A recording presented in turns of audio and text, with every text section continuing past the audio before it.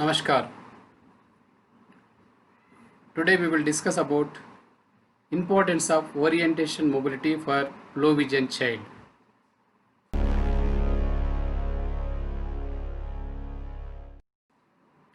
First we will discuss what is orientation and mobility. The orientation is the ability to recognize one's position in relation to the environment, whereas mobility is the ability to move around safely and effectively and efficiently. Orientation and mobility training teaches people to use their remaining vision and other senses to get around. Canes and optical aids may also be used in orientation mobility. Progressive visual impairment often affects people as they age. Training is used to help people with low vision maintain travel independence. With new orientation and mobility skills to be compensate for reduced visual information. The next side heading is mobility. What is mobility? Mobility is defined as physical movement and the negation of any obstacle and hazardous. It is the aim of obtaining freedom of movement with coming to any harm, safety in traveling, as well as minimizing the level of stress placed upon the visually impaired person or low vision child. The next heading, goals of orientation. Here we have to remember two goals. One is safe travel or safety travel. Second one is independence. Without any assistance, they have to move one place to another place. That is independence. Safety travel means without any harmful, without any injurious, gracefully, purposefully, they have to move in the environment. That is safe travel. That is called as a safe travel. Then elements of orientation. What are the major elements of orientation? In that 3 points we have to remember. First point is physical position. Physical position means where am I? Where am I going to? How can I get back? These comes under the physical position. When he is moving in the environment, you should remember this. Where am I? Where am I going to? How can I get back? The next one is significant and permanent object. When he is walking in the society, in the environment, he has to remember that significant permanent objects, that is clues and landmarks, that he has to remember. The clues and landmarks is giving information, how much distance he reached, how much we have to travel, how much time to take to reach our residence or to reach our office or school. Like that it will give information, clues and landmarks. Then third one is environment. Then we have to understand the environment. What are the obstacles in the environment? Where is stones, where is up and downs, where is mountainous, where is lowlands. These all we have to understand in the environment. The next point is importance of orientation. What is the importance of orientation for low vision child? Already we discussed and we know that low vision child may have chance to decrease his vision. After few years, maybe he will become as a totally blind also, some students. So that is why orientation mobility also we have to teach from lower class onwards or initial stage onwards. And that page orientation importance. First we will discuss about orientation importance. In that, understand where an object is located and where the object is related to their own bodies. That is first importance. Once again you see, understand where an object is located and where the object is in relation to their own bodies. The next point is it sharpens and remaining senses through sensory training, develops coordination of movement and improves postures. The next point is children with limited motoric capabilities, increased independence will mean that they have better developed residual senses and can more fully understand and interpret information from their environment. The next point is provides opportunities and skills that can be burden their awareness of the environment, resulting in that increased motivation, independence and safety. The next point is, the next importance is they are taught to use residual, visual, auditory and other sensory information to the understand his or her environment. The last point is enhance the quality and quantity of social contact and integration in the community. The next slide heading is importance of mobility. Just now we discussed about importance of orientation. Then importance of mobility we will discuss. In that first point is enables an individual to perform daily activities like going to common place so that they are able to interact with the others and to develop interpersonal relations. The next point is desirable to expect that they will move independently in both indoor and outdoor environments also. And next point is these independence may mean using a long white cane to cross streets successfully and learning to use city transportation system. The next point is able to move with purpose, to extend an arm or roll to grab the object. The next point is important for their personal development by expose the environment and the knowledge of the world. The next point is enable them to avail a variety of real experiences and enhances their understanding of the concepts. The next point is give them more self-confidence, enable them to perform. The last one is these activities at their own convenience and own pleasure. And one more point we will discuss in the same. To be able to move independently within environment is one of the prerequisite for employment, gainful occupation, economic rehabilitation or income generation also.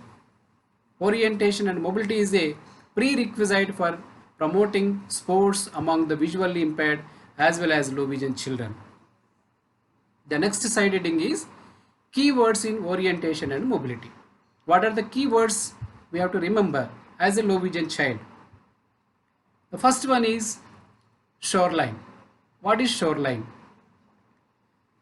The guidelines of roads and pathways, edges or borders of any road is called shoreline. Once again, the borderlines of roads and pathways, edges or border of any roads is called shoreline. When they move on the road, they follow the shoreline without any disturbance. They reach their destination without any help also. The next sighting is clue. What is clue? Clue means any environmental sound or object sound or tactile information which can help the visually challenged or low vision child to determine his position, or direction to move or reach is objectives. The next sight reading is landmark. Any object, smell or sound or other environmental information which has a known and facial location in the environment, which can be used by the visually challenged or low vision child to identify its exact position in the environment. It should be the only one of its kind in the environment. It should be permanent in the environment. All the time it will be in same place, like electrical pillars, temples, railway station. These are the landmarks. The next one is sensory aspects of orientation and mobility. When they travel in the environment, they have to keep in their mind some sensory aspects.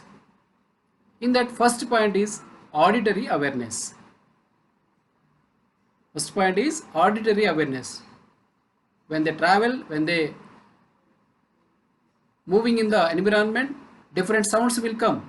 They has to identify which sound, that is animal sound or dog sound or vehicle sound or cycle sound. They have to identify that. Then they reach their destination without any disturbance within the time also. In that auditory awareness we will discuss. In that first point is sound alignment. The ability to determine moving sound, where it is going and how fast it is moving. That is called as a sound alignment. The ability to determine moving sound, where it is going and how fast it is moving. So that type of training we have to give for low vision child. The next sight reading is sound discrimination. We have to show them different sound discriminations. In that, the ability to select from among the many sounds in the environment, the one sound which will be useful for mobility, just like rain sound, tap sound and stones sound, wind sound, male and female sounds, like that we have to explain. Then sound localization, it means that specific place where the sound is coming from. Sound is coming from where, from which side, front, back or right or left. That also we have to give some training to initial stage itself. The next one is sound identification. It means to give name to something that is making the sound. These 4 points comes under auditory discrimination. The next sight reading is touch awareness. It means the tactile identification. In that first point is tactile identification. Tactile is most important for low vision as well as blind. By touch they can read the braille. By touch they can identify the object. So touch is more important for low vision as well as blind. So that is why tactile discrimination or tactile identification we have to show them. We have to explain them clearly using touch to identify object. Then tactile discrimination using the sense of touch to identify different object. Then tactile analysis. In the tactile analysis is the procedure by which a large teaching program is subdivided into smaller, more manageable tasks. These small tasks are presented to the low vision child in sequential order or in sequential, one at a time, and they form a series of steps through which he can accomplish the task. The next one is kinesthetic sense. Kinesthetic sense means knowledge of the movement and position of the body. Once again, knowledge of the movement and position of the body is known as kinesthetic sense. In that, direction of turn, degree of turn, etc. comes under kinesthetic only.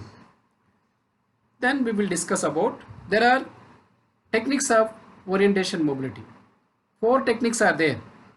That is sighted guide techniques, cane techniques, dog techniques, electronic cane techniques. In that, first we will discuss about sighted guide techniques in this chapter. Sighted guide techniques. Sighted guide techniques means with the help of sighted person, the visually challenged or low vision move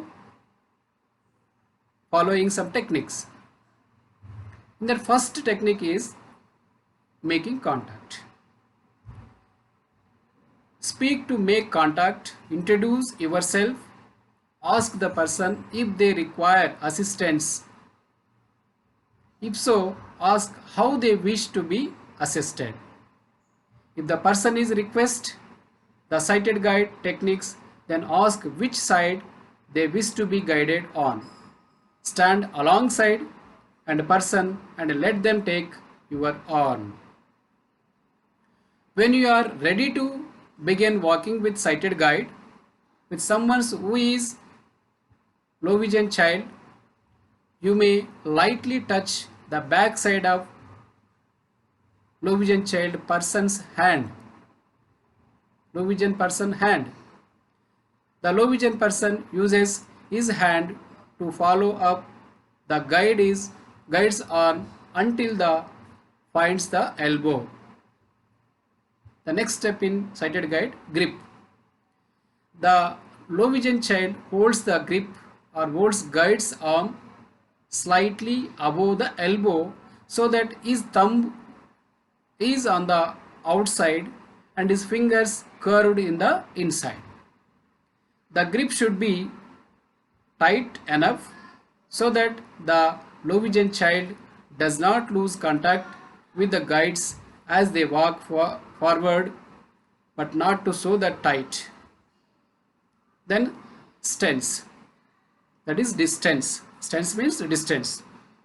The blind or the low vision child always be half step behind the sighted guide with his shoulder directly in the line with the shoulder of the sighted guide.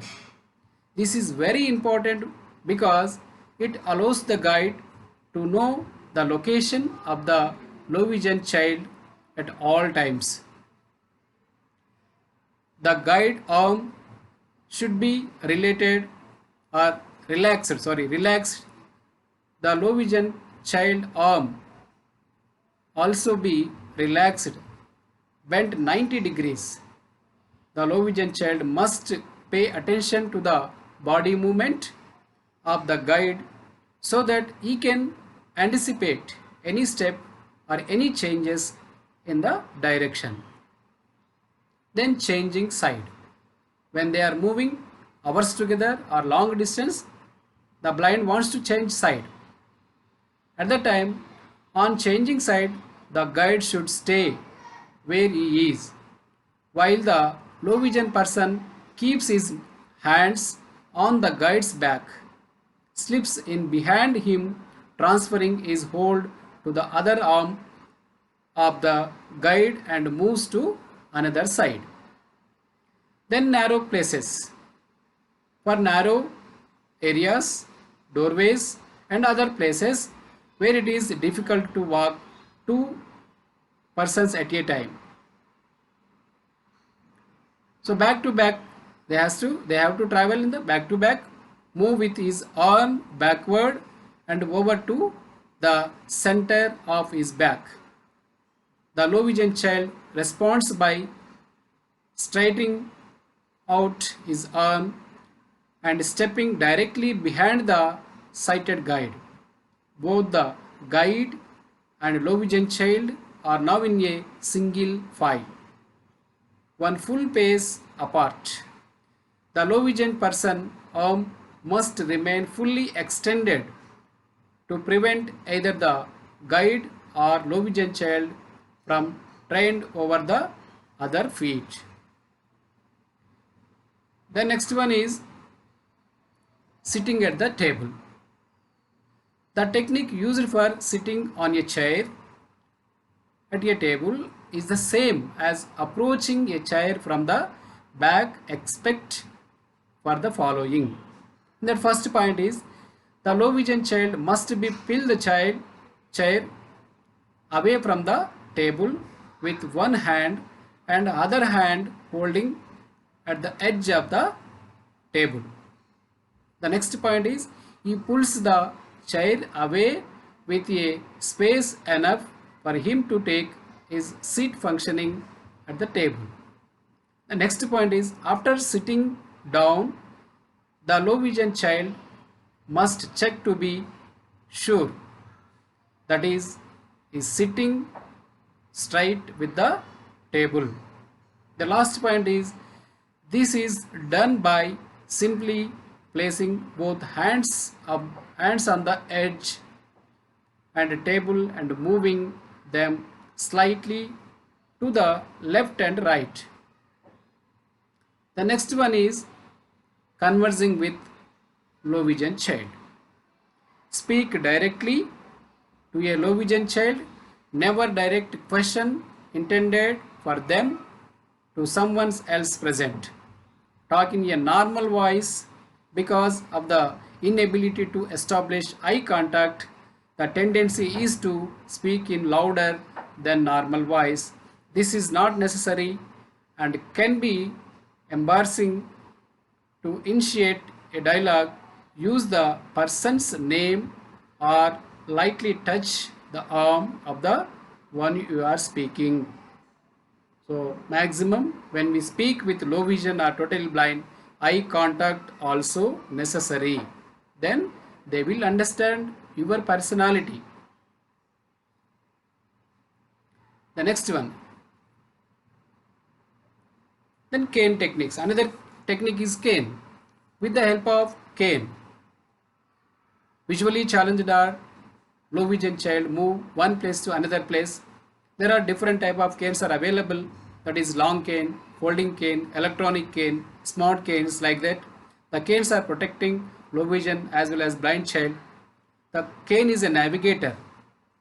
Cane is like navigator. Cane is a useful for all the blind children, all the low vision children. Most of the developing country, each and every person will use protecting their life. Cane is indicator.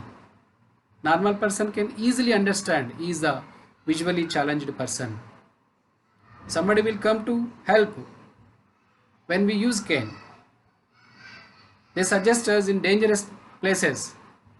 So cane techniques also very important for both low vision and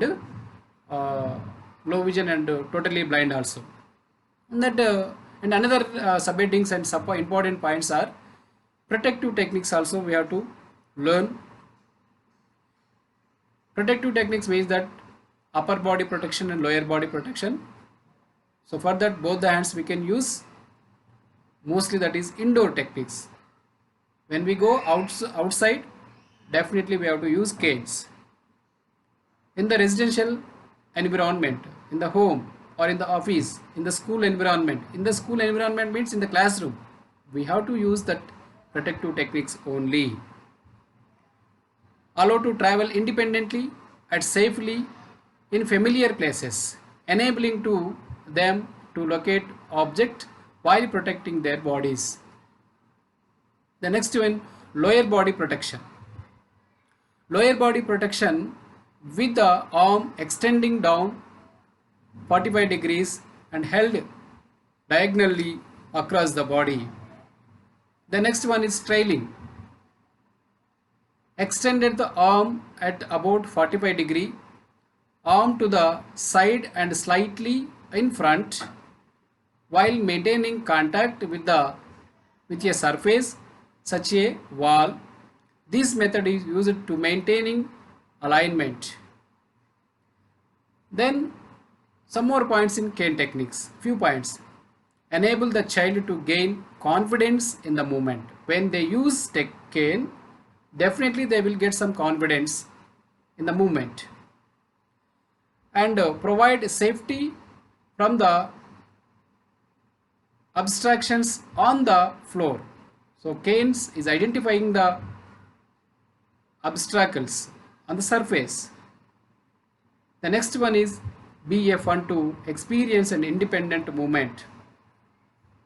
The next point is lay the foundation for the use of mobility cane when the child is grows. And in developing countries, one more technique is there, that is guide dog techniques. That is not available in India. That is too expensive. Separate breed dogs necessary in our environment. That is not suitable. Most of the developing countries are using the dog techniques. That visually challenged person wants to go outside, the dog will take him safely. So dog techniques means that using trained dogs for mobility is popular in Europe. The next one is, last one is hearing. We have to improve hearing for visually challenged also. Hearing plays a vital and important role part in the orientation mobility process. Auditory clues help the compensate the hardship caused due to lack of visual perception. Those don't have vision and other senses we have to give proper training. We all know that we have five senses. One sense, that is vision only, these children lost. Remaining four senses work actively. As a special educator, we have to give sensory training for them. It can be used for orientation mobility and also sometimes in education. So that's why teachers should be more convenient or more flexible and more cooperative with CWS and children. Thank you.